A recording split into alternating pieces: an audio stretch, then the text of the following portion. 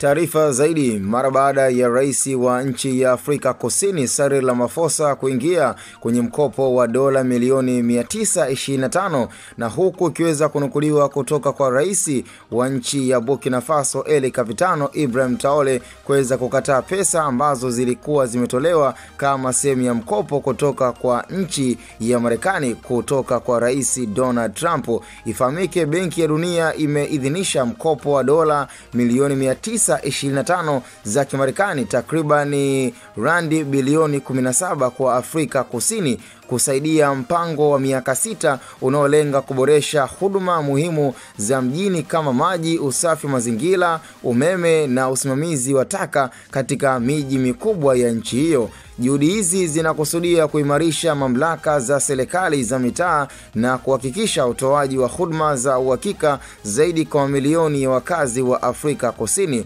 Na Afrika Kusini mara kadhaa imekuwa sehemu ya mijadala kati ya mataifa yanayoimarika katika uhusiano wa kidunia siku hadi siku. Aidha, Cyril Ramaphosa ambaye ni rais kutokea nchi ya Afrika Kusini alifanya ziara nchini Marekani kutoka tarehe 19 hadi tarehe 22 Mei mwaka 2025, ambapo alikutana na Donald Trump kwa ajili ya masuala ya kidiplomasia na uchumi. Na inaelezwa zaidi mpango mkubwa ulikuwa kuimarisha mahusiano ya kiuchumi na ya kibiashara kati ya Afrika Kusini na Marekani. Ramaphosa alisema ziara imelenga kuweka upya na kuamsha upya uhusiano huo, na huku Benki ya Dunia World Bank imekuwa na mchango mkubwa sana katika maendeleo ya nchi za Afrika kwa miongo mingi sana. Misaada yake imekuja kupitia mikopo, ruzuku ama grants, ushauri wa kiufundi na ufadhili wa miradi ya kijamii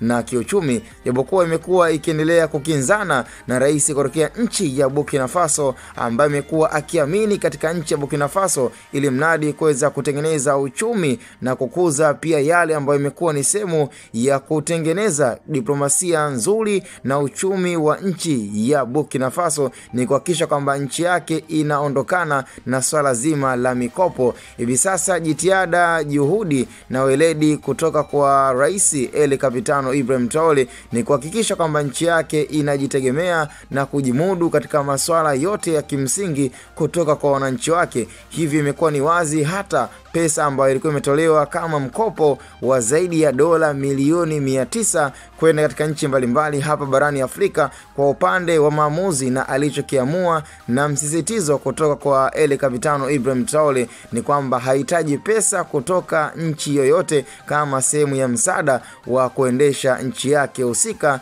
na wananchi wake. Sasa kuna la kujifunza na kwenye hili ambalo limeweza kuendelea kwa hivi sasa, limetengeneza bifu ya kimawazo na mpango kazi kutoka kwa Cyril Ramaphosa lakini pia na El Capitano Ibrahim Traore. Kwa taarifa zaidi tukutane kwenye upande wa comment, na hii ni Hatoboy Media.